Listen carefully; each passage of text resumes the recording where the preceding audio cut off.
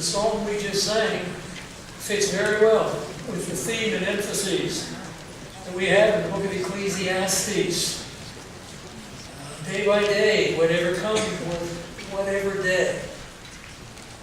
We know the hand of God is on us and brings into our life those things that will accomplish His purposes. That's basically what the book of Ecclesiastes is talking about. How we as God's people live with wisdom in a world that can be difficult, that's filled with pain and struggle, stress, discouragement. Yet we can face each day and live through the days of the week with enjoyment, with the satisfaction and confidence of knowing that our God is sovereign and in control. The sovereignty of God, His providential control of every detail of every day is what brings us confidence, enables us to live with wisdom. And that's what the book of Ecclesiastes is about. If you haven't turned there, you can turn your Bibles to Ecclesiastes. Psalms, Proverbs, Ecclesiastes. So, just after those two large books, the Psalms, then Proverbs, then you come to the book of Ecclesiastes. We have begun our study of this book. It's the words of the preacher, not a preacher formally as we're talking about, limited more to spiritual things, but it's one who gathered a group and he would address them. It could be for any context, but here it is a spiritual ministry. He's the son of David. He's the king in Jerusalem. It's Solomon, the wisest man who ever lived. God gave him a wisdom, not just in spiritual things, as we might think of it, but in all areas. And we are told in the accounting of his life in the Old Testament, he would lecture on things like nature, the trees, the plants.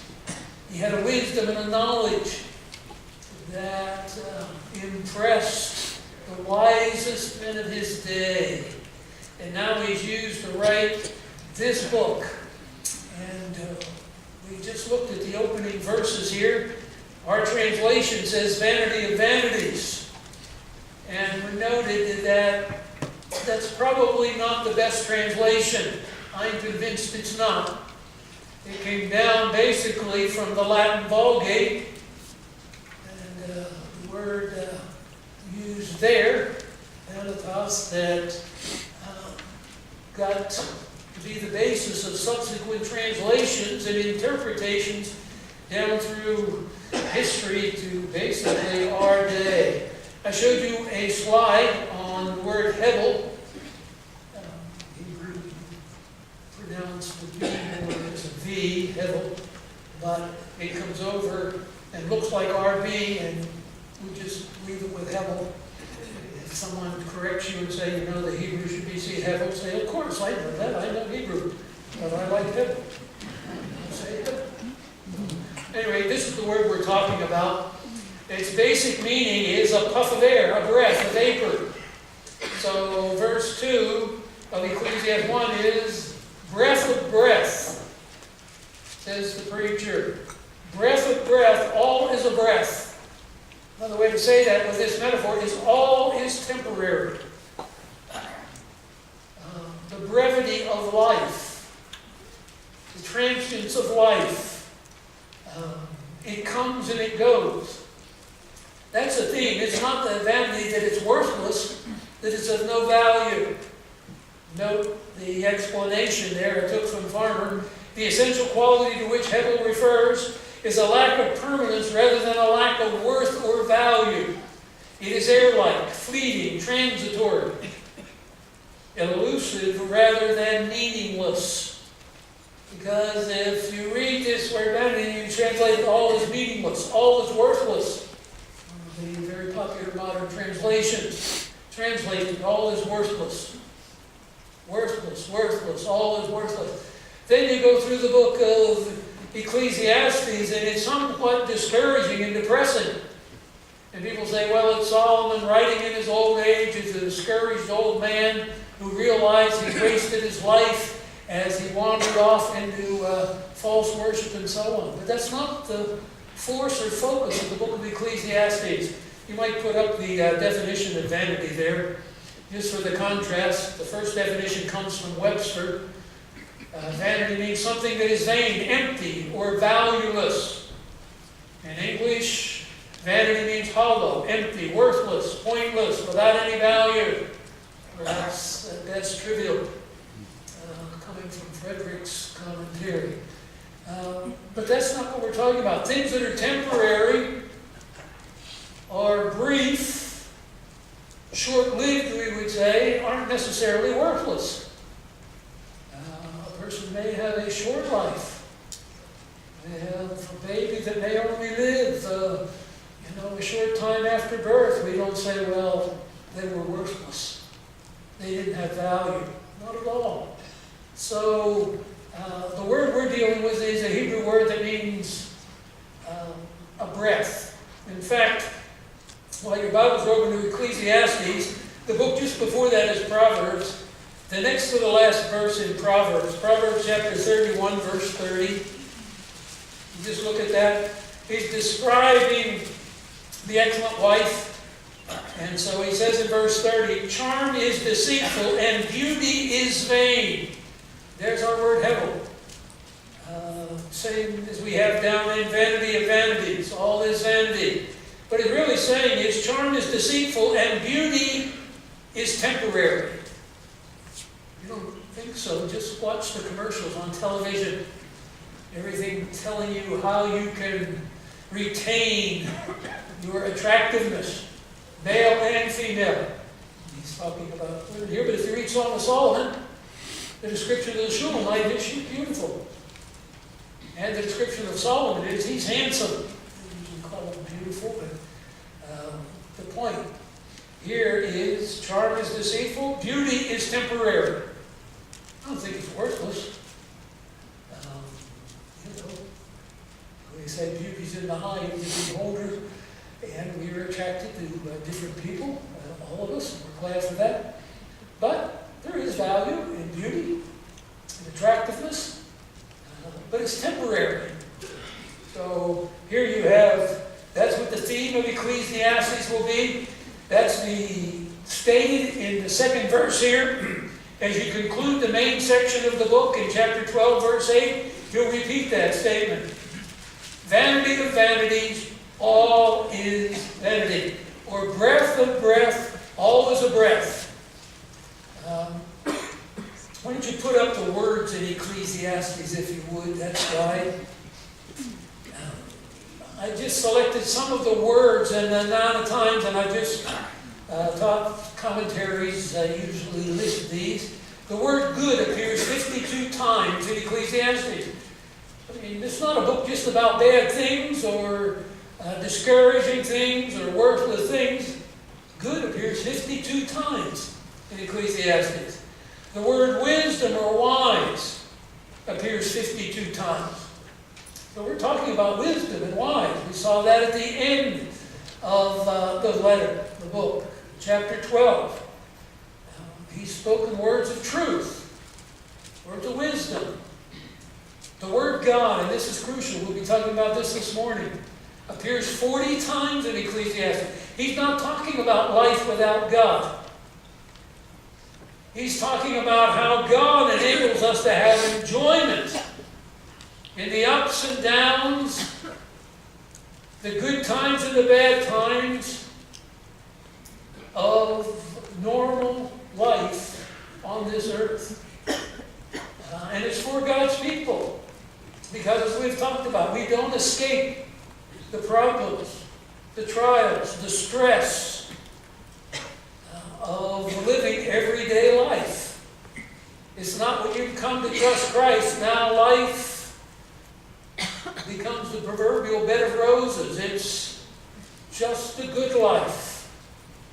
No, we as those humans living on this earth face the things that come.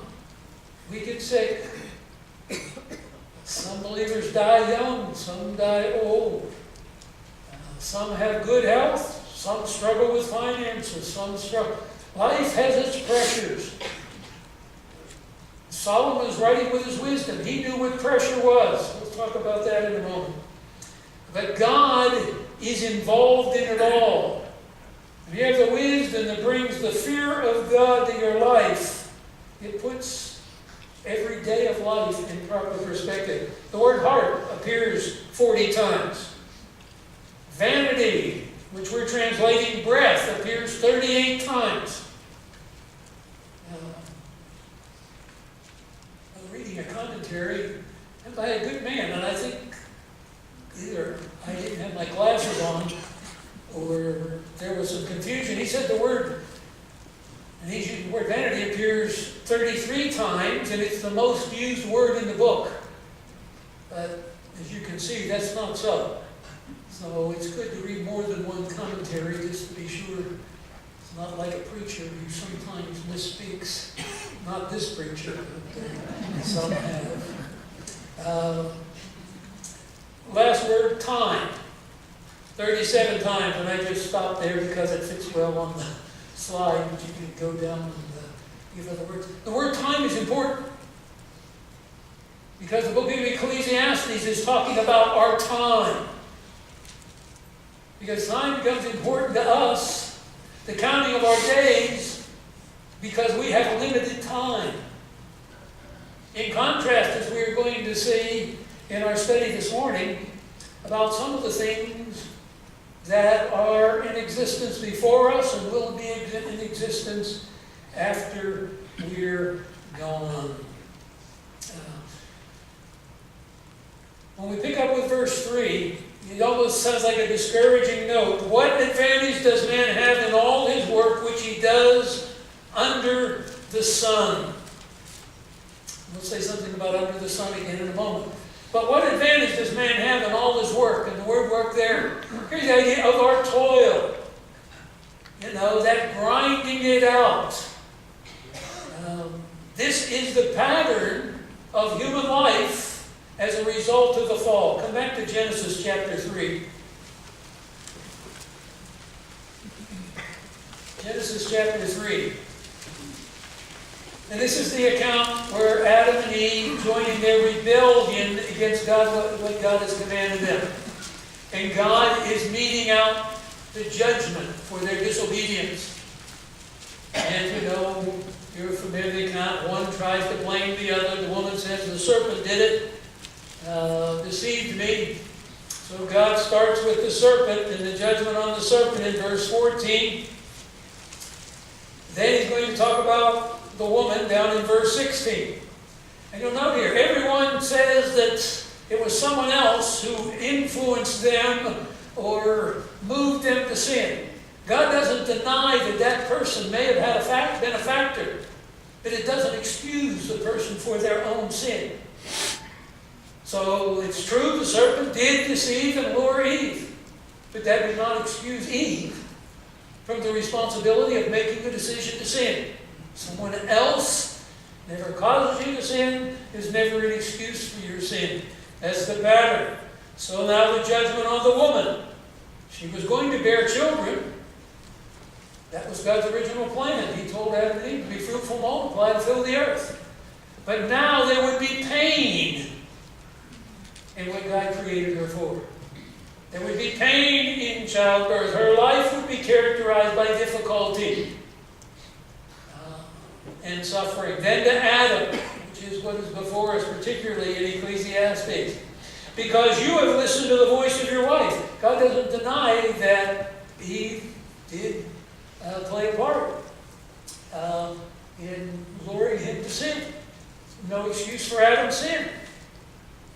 You have listened. Should have closed it off. You have eaten from the tree about which I commanded you, you shall not eat. Now why would you listen to your wife over me? Why would you listen to Satan over God? Well, that excuse is important because in Ecclesiastes, it ends with reminding us at the end of chapter 12, we're all going to give an account before God. Our own account to the living God. So here, what is Adam's judgment? Cursed is the ground because of you. In toil or sorrow, you will eat of it all the days of your life. Thorns and thistles it shall grow for you. You will eat the plants of the field. By the sweat of your face you will eat bread until you return to the ground. Because I created you out of the dust, and you're going to die. You're going back to the dust. To the book of Leviticus. Let's start over. The book of Ecclesiastes is talking about this. The work, the toil, the stress, the pressure of living life day by day as a result of the fall. Adam would have been busy. He was before sin. He was put in the garden to care for it. That it wasn't work as we think of work. It wasn't toil. It wasn't hardship. It was something he could enjoy. It wasn't fighting against him, so to speak. The thorns and thistles here, as he was dealing with planting things. The things that make life difficult. We talk about going to work. We ask each other, how's work going? Oh, all right, it was a difficult week. Things like that. Well, it is. No matter what you do, it brings its own pressure, stress. So that's what the book of Hebrews. I got Hebrew language on my mind. So when I talk about Hebrews, I'm talking about Ecclesiastes. So don't get confused. So vanity means breath. Ecclesiastes means Hebrew. And any wonder people skip Ecclesiastes. All right, back to Ecclesiastes chapter 1, verse 3. What advantage does man have in all his work? If I'm just a breath, I'm here for a short time, what's the purpose of my spending that short time grinding it out? Dealing with the stress day after day, only to end up in the dust? That's a good question. It's a valid question. It's a question he's going to deal with through the book. There is advantages in work. It's part of what God intended. But it has to be faced properly. Where we as Christians get into trouble is we don't listen to what Ecclesiastes is going to tell us. There are advantages in work. God intends us to work. God brings into our lives trials and troubles and stress while we work under the sun. Under the sun, as we talked about briefly, is just a poetic, picturesque way of talking about life on the earth. That expression, under the sun, is used 29 times in Ecclesiastes. And it's the only place in the entire Old Testament where that expression is used. So it's a favorite of Solomon to express the normal pattern of everyday life. Life under the sun. What advantage do we gain? We aren't going to survive. And our life is brief when you compare it to other things, and that's what he is going to do.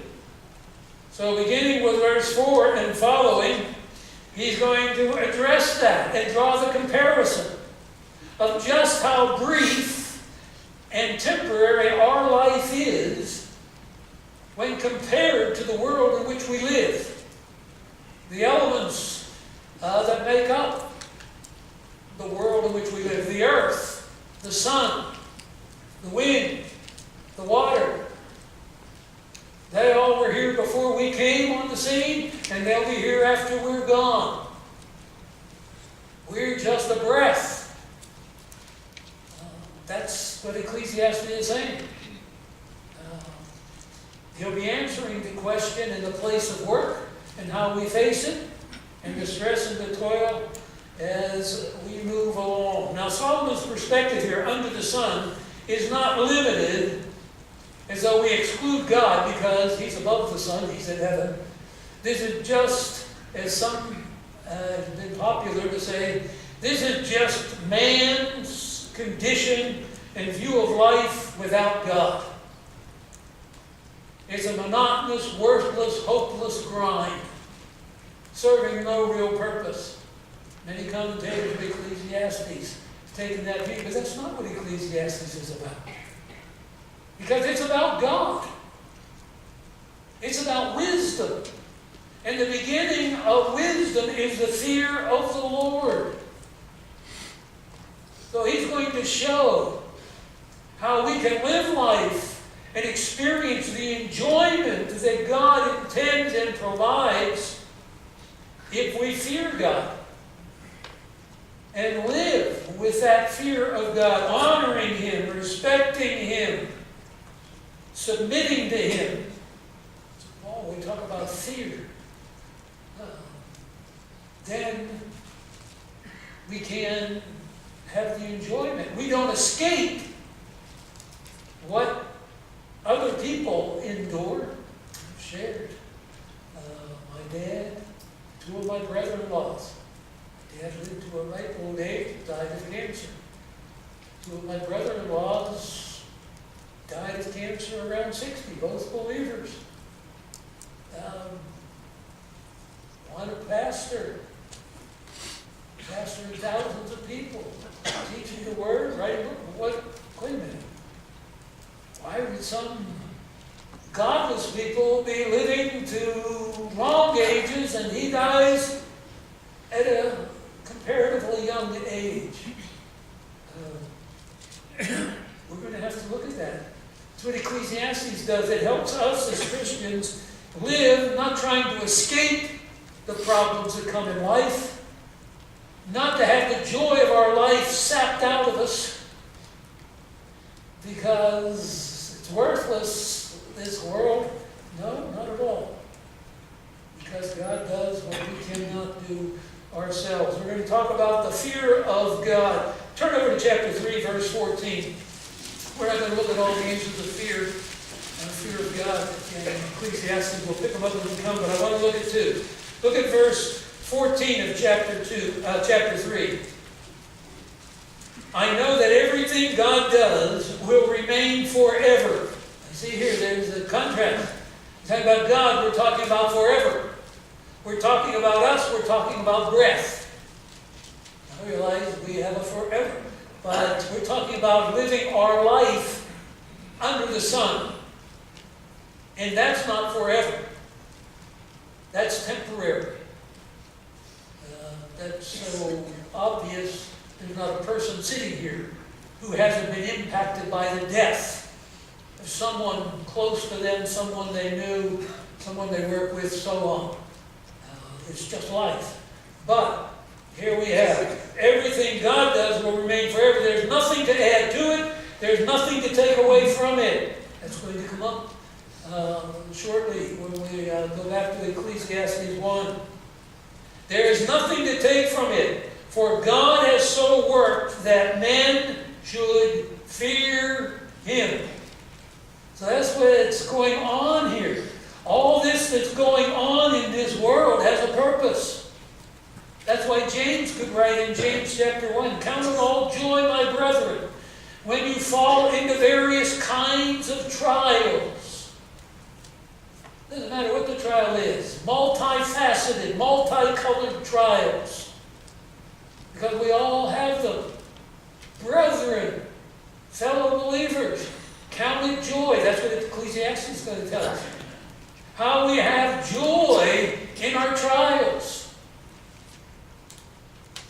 And James goes on to write, of course, because we recognize God's hand in it. His purpose being worked. He is the sovereign God. We talk about the providence of God, where every detail being worked out according to His will, His plan. How often even we believers, I can't see any good that comes out of this. So we throw into our hands in despair and disgust. Oh, wait a minute. God stepped off the throne today. Something got away from Him. No. So some of my problems, so many of mine come just dealing with every day as God intends it. Come over to chapter 12 of Ecclesiastes. Just one more reference on the fear of God. So the book ends, and there is, the book ends of the main portion of the book at verse 8. Breath of breath, says the preacher. All is but a breath. All is temporary. So verse 13. The conclusion when all has been heard is, fear God and keep His commandments. Because if you truly fear Him, you bow in obedience to Him. You recognize He is God. And you'll know, this applies to every person. That's another word that gets used often. Related words. All, every, or the negative, no one. What he is saying here applies to us all. This applies to everyone. It is the conclusion of what I've been writing about. Not a life of worthlessness, monotony, hopelessness, and telling you how you can have a life that has meaning. It's temporary. You're going to be gone before you know it. Maybe I've waited till I'm old to do Ecclesiastes. I look back and say, my, where did the time go? Where did all the time of ministry go? It comes and it goes. The picture of our lives. Come back to Ecclesiastes. In all this we must fear God, recognize His hand is in it, and in every day. So what we're going to do in verses 4 to 8 is contrast our brevity with the world's permanence. Put it that way. We are a breath. The world is permanent. In the contrast, as we'll see as we go along. And he'll talk about the earth, he'll talk about the sun, he'll talk about the wind, he'll talk about the water. When all is said and done, we can't exhaust it because we're only here a short time. And it just gets to be a matter of repeating and remembering. But you know, verse 4. A generation goes and a generation comes. We usually say we come and we go. But you know what He has done? He puts the goes first. A generation goes. A generation comes. Because what is He emphasizing? We are but a breath. So let's pick up with that point. A generation goes. Means they die. A generation comes. So the way he even words it here, you see His wisdom and how God directs it in the writing. Let's pick up with where it ends. Because you're but a breath. A generation goes. I'm moving off. I'm a grandfather. I'm a great-grandfather. You know, you're a father, you're a grandfather, you're a great-grandfather. You know what? You're getting near the end of the line. And we all know that. We're getting older. A generation goes, a generation comes. That's not to be discouraging, disheartening. It's just a fact of life. It's reality. What are you going to do? Sit and put a bag over your head and cry every day because you know someday you're going to die?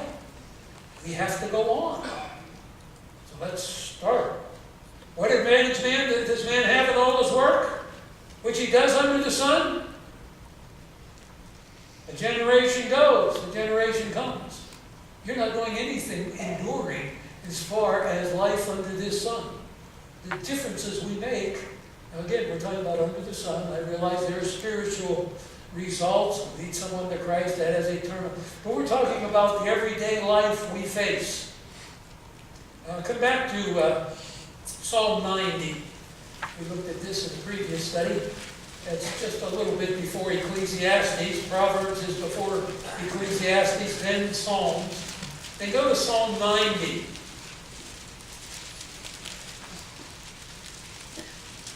we looked at verses that remind us, as Ecclesiastes does, that we are here but for a short time. So this is consistent with the emphasis of Scripture, Old and New Testament. It's not meant to discourage us, it just reminds us. So look at Psalm 90, verse 10. As for the days of our life, they contain 70 years, or if due to strength, 80 years. And we'll talk about what differences and changes man make. But think about it. David wrote this about 3,000 years ago. You would think by now, with all the things we've learned and the discoveries of science and medicine, we'd be saying, well, in that day, they only lived 70 to 80 years.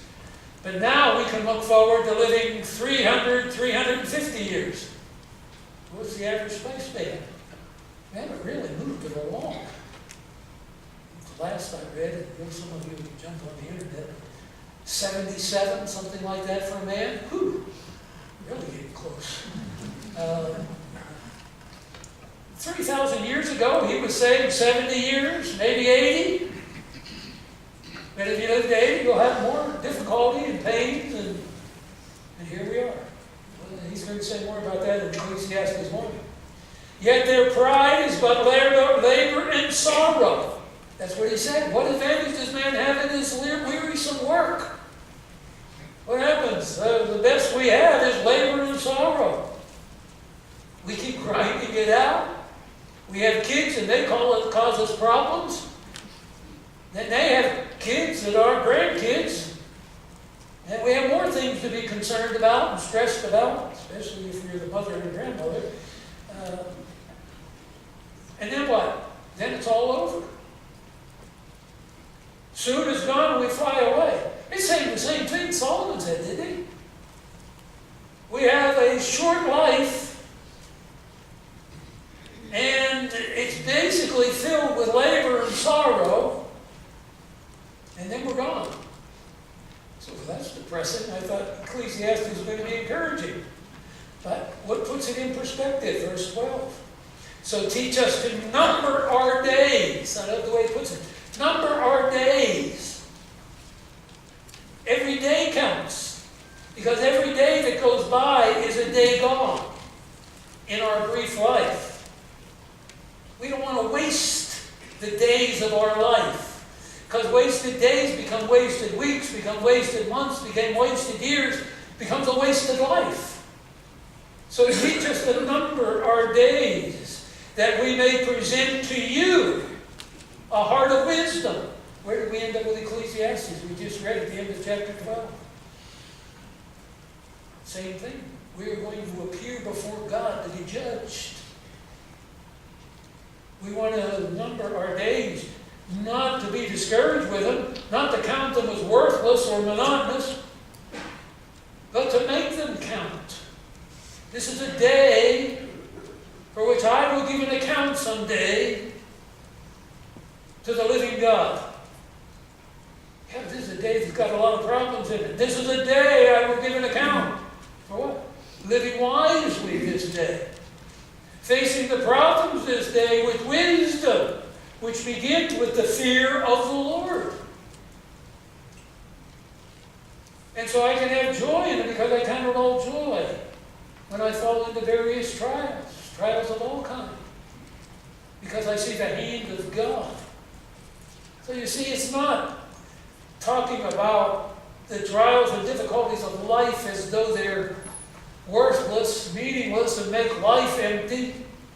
It's so we can live with wisdom, because none of us are going to escape the toil, the sorrow, the pressure. Just come to one verse in the New Testament, James chapter 4.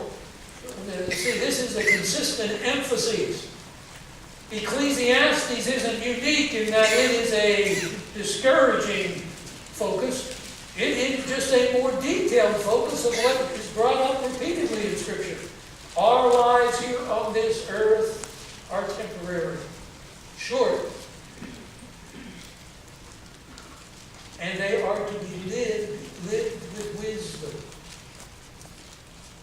And that includes recognizing God and His His sovereignty. James chapter 4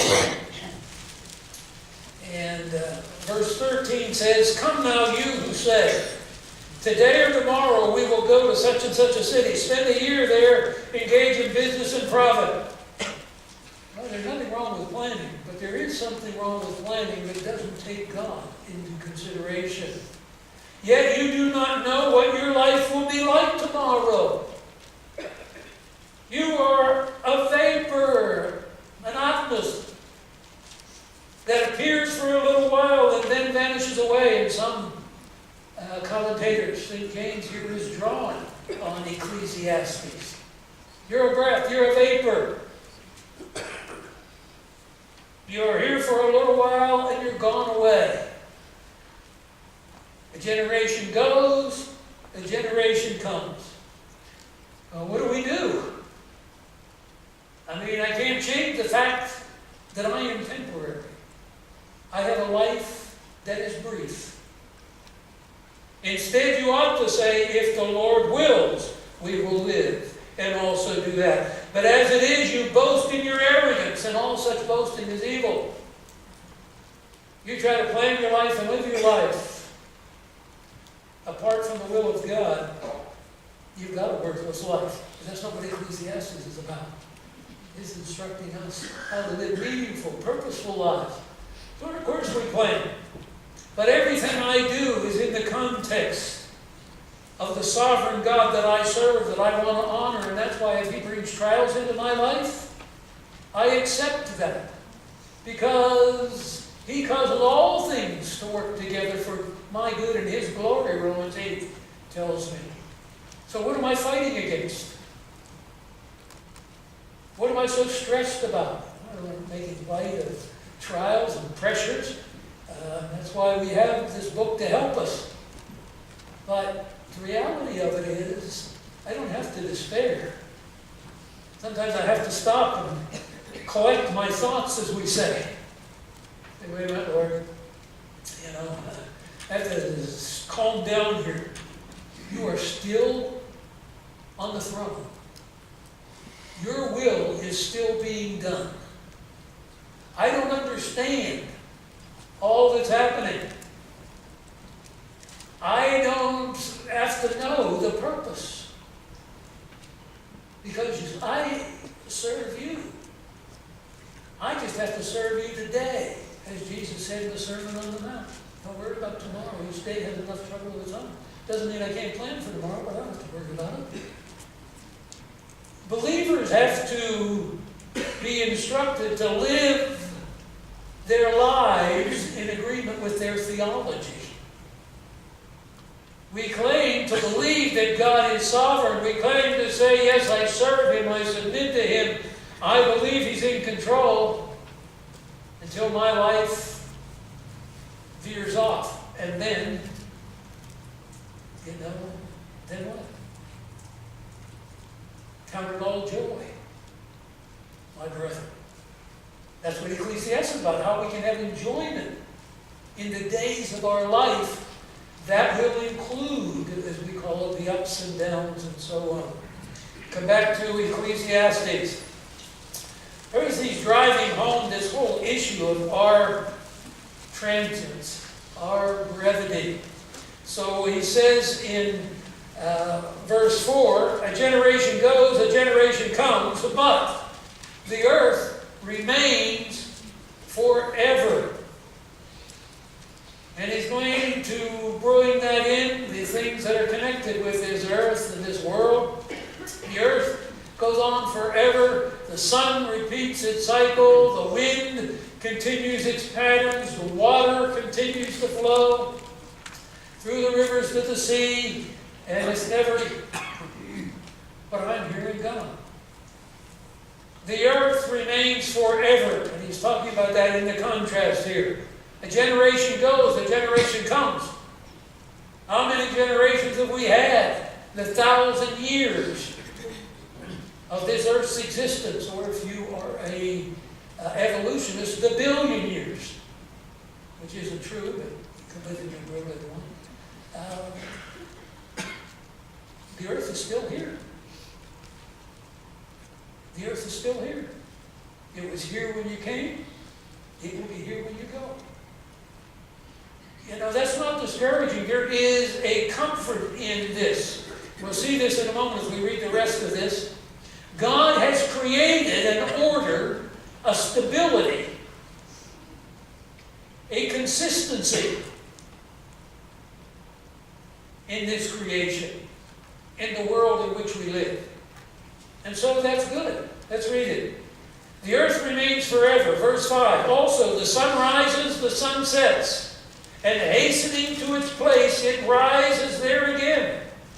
Blowing toward the north, that's the sun. Now the wind.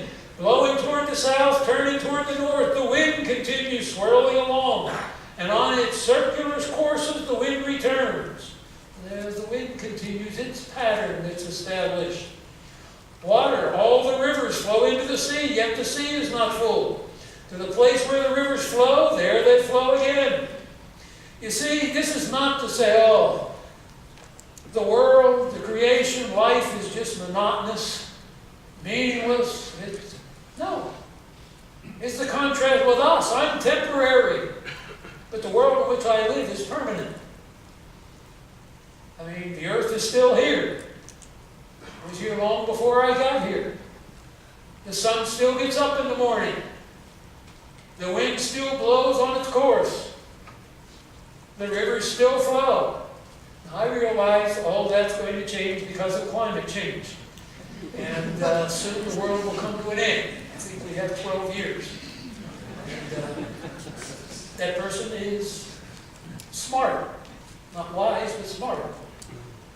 Because at least they put it 12 years out, so by the time it doesn't happen, they'll be able, everybody will forget and go on. Like the scientist who worked on climate issues said in 1998, I give the world 10 years. Well, that was over 20 years ago. Doesn't matter. That was back then. But the fact of the matter is, there is a consistency in the Word. Now, we've studied the book of Revelation. These patterns are going to get disrupted by God. And there are many disruptions now.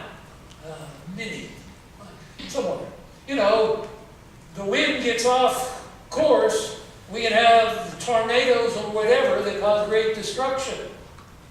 But that's not the normal pattern everywhere in the world all the time, or we couldn't have life. There is a consistency.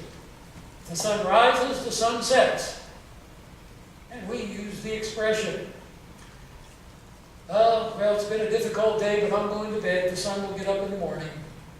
It's just a pattern. There is. We recognize that. That's good. I'm glad the sun comes up. There is a consistency, a pattern. But we are temporary. The rivers, you know, climate change is going to raise the oceans. Is the whole world going to be flooded? Well, all the natural disasters, quote, that will come in the tribulation are caused by the sovereign God. So they're not natural in the sense nature causes them. They're natural in the sense that God in His providence uses nature for the accomplishment of His purposes. There's not the hand behind it all. And that's what we as believers know. That's what wisdom, the fear of the Lord is the beginning of wisdom. We see the hand of God in it. That's why we handle it differently. So you have verse 8 then. If this is the case and those things aren't discouraging, we live in a world of reliability. I don't know what's going to face me personally tomorrow, but the sun will come up. It'll come up even if the clouds are hiding it. I mean, it goes on. So verse 8 says, all things are wearisome. Man is not able to tell it. Now, again, we have a translation thing here. One of the very good commentators on the book of Ecclesiastes is Walter Kaiser. There are several good commentaries, but his is one. It's a paperback. If you like to read a commentary along the way as we go through a study, that would be a good one. It's relatively inexpensive. It's a paperback, not overly detailed, but he is a person who has taught Hebrew, written Old Testament books. He translates this, all words are labor, because that word translated things.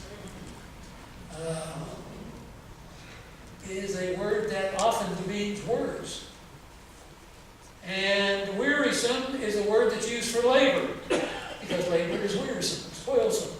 So he would say, you probably better here to say all words are wearisome, are labor. Why? Man is not able to tell it.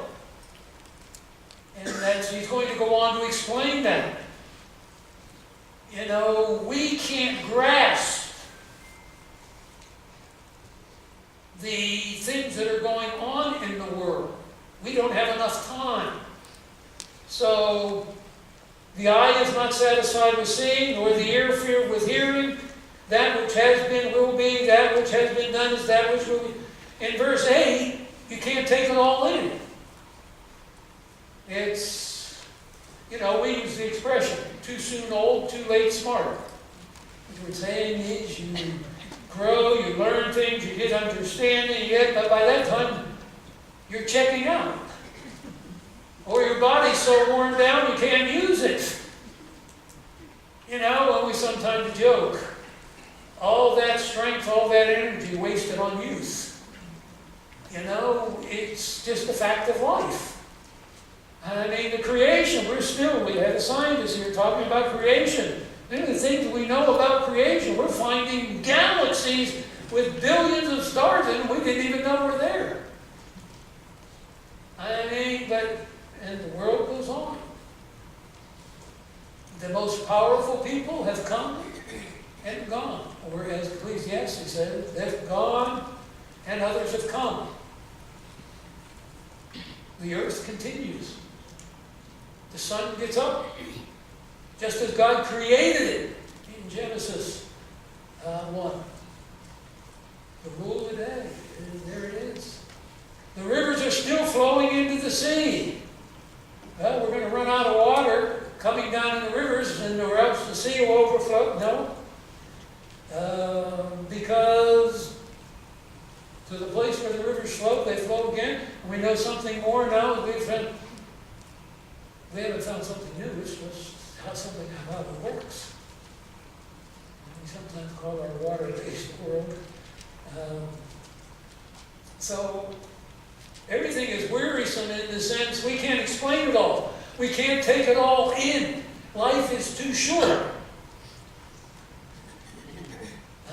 Now we have here where they say, we'll see as we go through Ecclesiastes,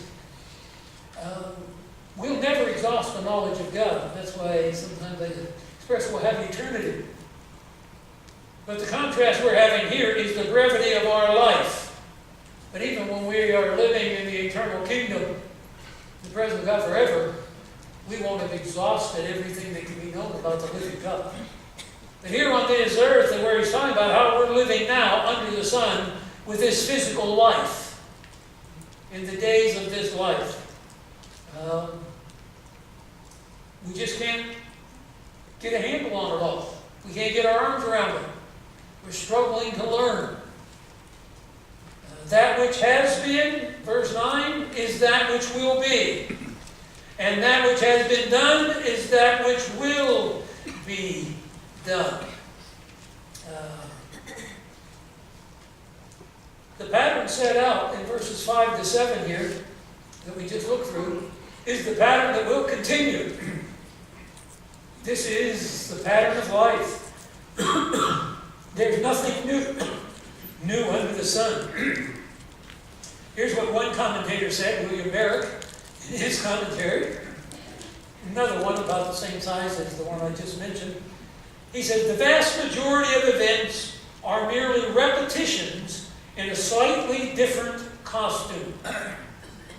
And there is that element. Oh, we found something new. Well, the earth is still the earth. The sun is still the sun.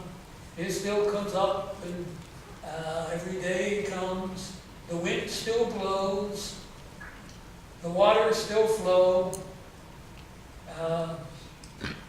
That which has been done is what will be done. There's nothing new under the sun. And Barrick, in his commentary, he even gives examples of what we think we discovered that people didn't know. Then we discovered a way to tell how a woman was pregnant. And I'm not going into the details because it doesn't need to be. But he said, we found this. Then in some discoveries, they found that they were doing that some 1,500 years earlier, that had just been lost. We thought that scientific discovery had been made. We just rediscovered what had been, and examples like that. But the point is, there's nothing new under the sun. Now, we have variations, but think about it. We still get up. Solomon didn't have a lot of what we have. He didn't have running water in his house. So you turn the faucet on, you get hot or cold, or mix them and get just the right temperature. He didn't have flush toilets. He didn't have a car that had air conditioning. He didn't have some of the medical advantages we have. Still lived to be 70. But, we go on in these, but really what? We're still doing the same thing.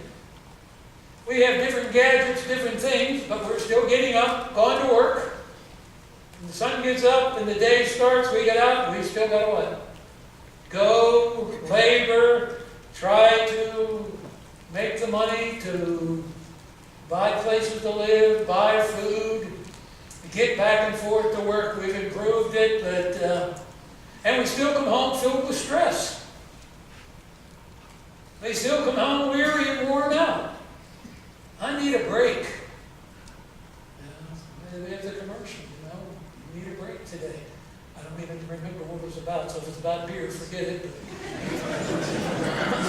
You need a break today. But it tells about our life. If you could have told Solomon, you can have machinery to build this. You can have air conditioning in your place. You can have an air-conditioned and heated vehicle to take you places. All this, you say, man, life would be a breeze. Boy, there'd be nothing but joy, He's dealing with a life that's wearisome, that's toilsome. But all of our inventions doesn't take the toil out of it. We have more people taking antidepressants. What's wrong? Life is tough. It's discouraging. It's disappointing. It goes on. There's nothing new under the sun. And we are temporary. And we grapple with that. And we try to squeeze more life in shorter. So we talk about getting retirement and retiring early. Excuse me. There's nothing wrong. In fact, Ecclesiastes is going to tell us to enjoy your life. You don't have to think you got to grind it out 7 days a week, 15 hours a day. We would say take time to smell the roses. That's part of God's provision for you. It's part of God's gift for you. But don't try to hide from reality. There's nothing new under the sun. Verse 10, is there anything of which one might say, see, this is new, already has existed for ages, which was before us. I know they didn't have computers then, so we've really made an advance. But they communicated then. They communicated with words, with symbols. They had to do things, So there's been adjustments. But in the major things that keep life going, we're still living our 70 to 80 years, and we're still stressed by the pressures and the struggles that come with life. Nobody here says there's any different.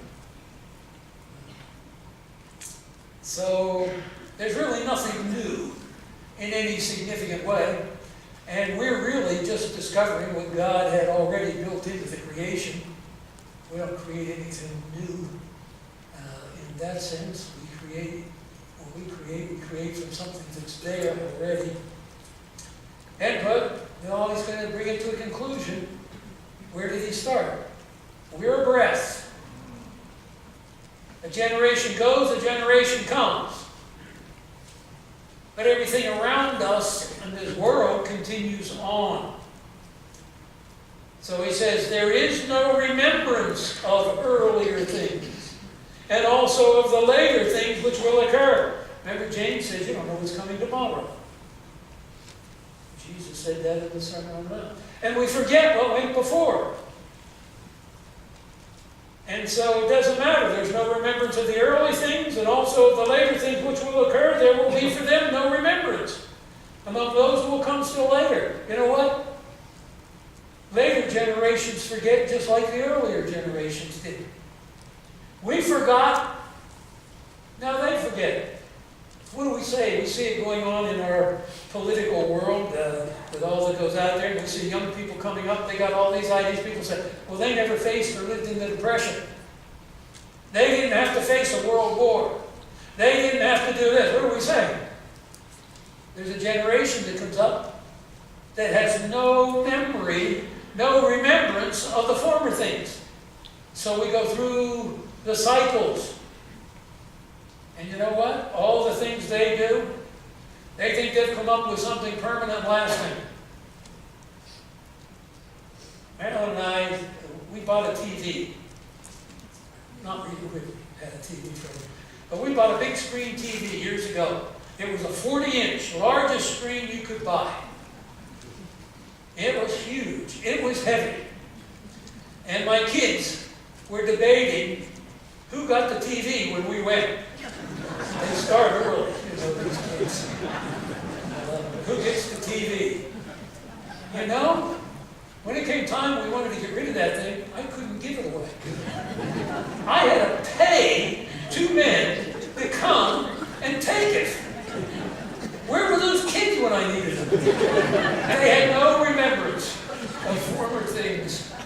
I should have had those 2 men deliver it to one of their houses. Here's your inheritance. But the cycle goes on. There's no remembrance. And don't think we're doing, well, that's discouraging. No, that's reality. So with wisdom, I want to make, as the psalmist wrote, that we read in Psalm 90, number your days. Whatever God brings into your days, as we'll see in Ecclesiastes, we accept this from the hand of God. As Job said in another book of wisdom, shall we accept good things from the Lord and not bad things? That's reality. So living life with wisdom and getting the most out of life is what Ecclesiastes is about. God still intends for us to enjoy life. And we do. And we look forward to things, and we enjoy things. We enjoy times with our family. We enjoy the things that we have. And, you know, so God hasn't called us to the monastic life. That was the creation of man, trying to make himself spiritual. But God's message to us is we are to enjoy. We didn't go through all those passages on enjoyment that I mentioned, but we'll wait and pick them up as we go. He'll end these sections by reminding us we're to enjoy life. Enjoy what God's given. And even recognize that the pressures, the stress, the trials, the suffering, the pain, that's part of what He's brought. And so I face it that way. And that keeps me from getting parked in a puddle that just takes any joy out of my life. That's not the way God wants me to live my life. I belong to Him. Now, that doesn't mean, you know, the other side, where He doesn't want me to have any suffering. He knows what's best for me. He knows what's best for us. But you cannot get meaning, joy, and all that God intends out of life if you don't know Him. The fear of the Lord is the beginning of wisdom. Jeremiah in chapter 8 of his prophecy said, they have rejected the word of the Lord. And what kind of wisdom do they have? Rhetorical question, they have none. So the wisdom begins with recognizing who God is. What He requires, bowing in faith before Him, believing what He has said, the provision of His Son for our salvation, so we can come into a relationship with Him. So we can come under His care. And so we can live a life that has all that He intends for us. Let's pray together. Thank you, Lord, for the riches of your word. Thank you, Lord, for the provision you've made for our lives. Lord, the reality is life here can be difficult.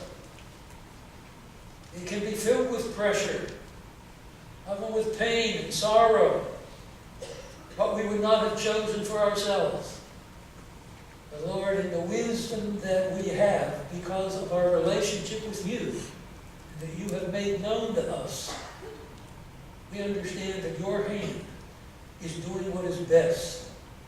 And every day, we have the joy of knowing that you are in control, that you are watching over us, you are guiding our steps.